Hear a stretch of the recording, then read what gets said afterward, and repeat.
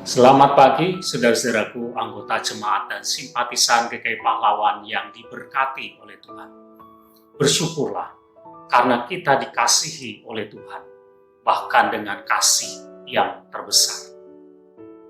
Saudara-saudara, pernah ada seseorang, semula dia bukan orang Kristen, tetapi kemudian dia menjadi orang Kristen.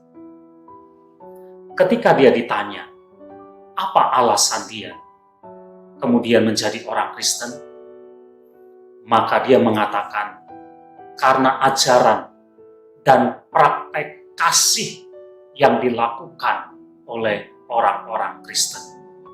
Orang Kristen hidup saling mengasihi satu dengan yang lain.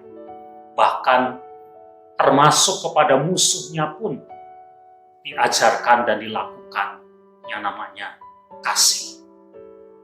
Saudara, saya bersyukur bahwa karena ajaran Tuhan tentang kasih itu dilakukan, sehingga itu membuat orang lain bisa melihat dan kemudian menjadi percaya dan mengikut Tuhan. Tetapi saudara, di sisi yang lain, kalau kita tidak hati-hati, kasih itu juga malah bisa menjadi batu sandungan untuk orang datang kepada Tuhan. Yaitu kalau ternyata kasih itu tidak dilakukan. Kasih itu cuma sekedar slogan atau cuma sekedar omongan yang kosong dan tidak ada perbuatannya. Ada orang yang menjadi kecewa sebagai orang Kristen. Kenapa?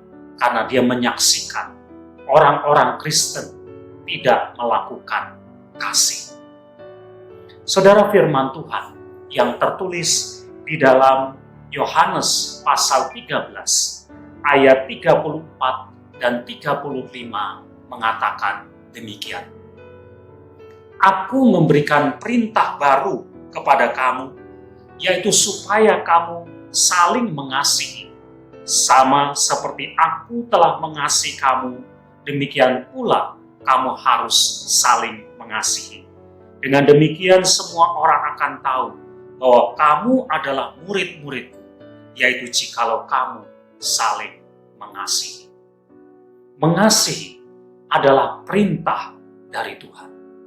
Sebagai sebuah perintah, tentu saja kasih ini harus dilakukan.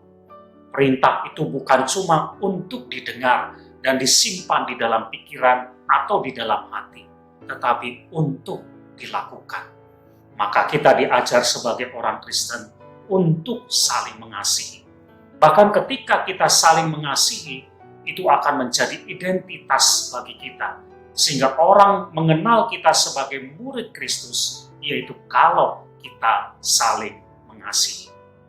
Oleh karena itu saudara, biarlah kasih ini bukan cuma sekedar slogan, bukan cuma sekedar omongan kita, bukan cuma sekedar pengetahuan yang ada di pikiran atau cuma tersimpan di dalam hati kita. Kasih itu adalah perintah Tuhan yang harus dilakukan.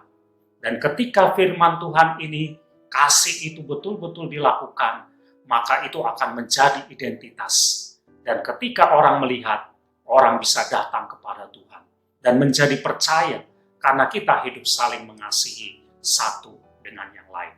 Sebagai murid Tuhan, hiduplah di dalam kasih dan itu akan menjadi daya tarik untuk orang datang dan percaya kepada Tuhan. Amin.